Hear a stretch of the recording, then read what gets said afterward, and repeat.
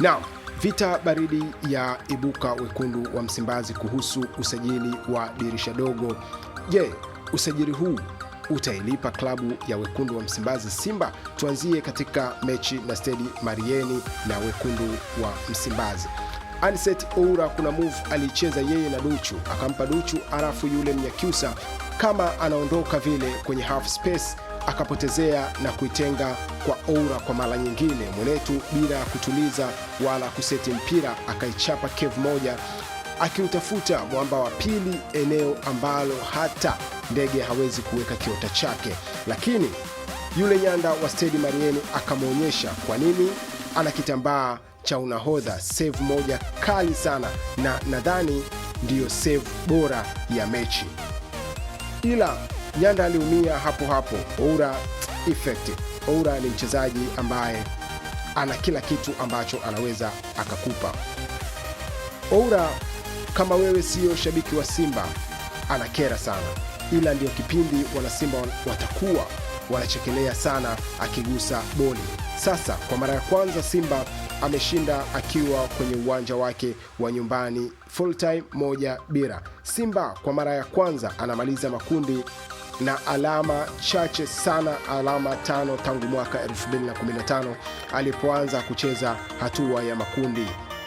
Alimaliza na alama 7, nafasi ya 3, wa mwisho alikuwa ASEC Mimosa na alama 5.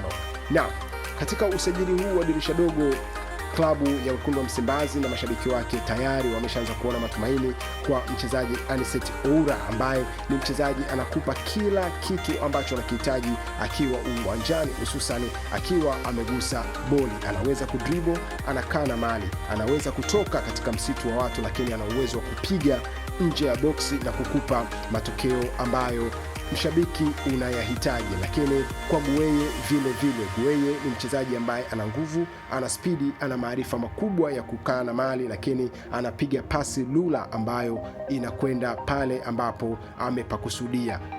Madhaifu machache yako kwa wachezaji Anicet Oura lakini Gueye, lakini hao ni madhaifu ambayo ni ya kawaida sana kwa mchezaji yoyote ambaye anachezea katika klabu ya Simba ama klabu ya Young African.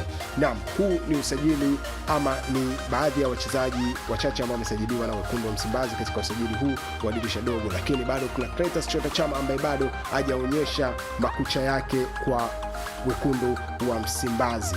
Naam, tutegemee mazuri yanakuja katika klabu ya Simba. Ndugu mtazamaji wa World Trending TV, kama ndio mara ya kwanza unaungana nasi, haujachelewa cha kufanya gusa neno subscribe ili uwe wa kwanza kwa habari, taarifa, notification na update zetu zote ambazo tunazifanya kila siku. Usisahau kulike, kucomment, kushare na ndugu jamaa marafiki ili wapate kujua nini World Trending TV tunawasogezea kila siku kwa habari moto moto za michezo na kimataifa. Endelea kufuatilia. Asante.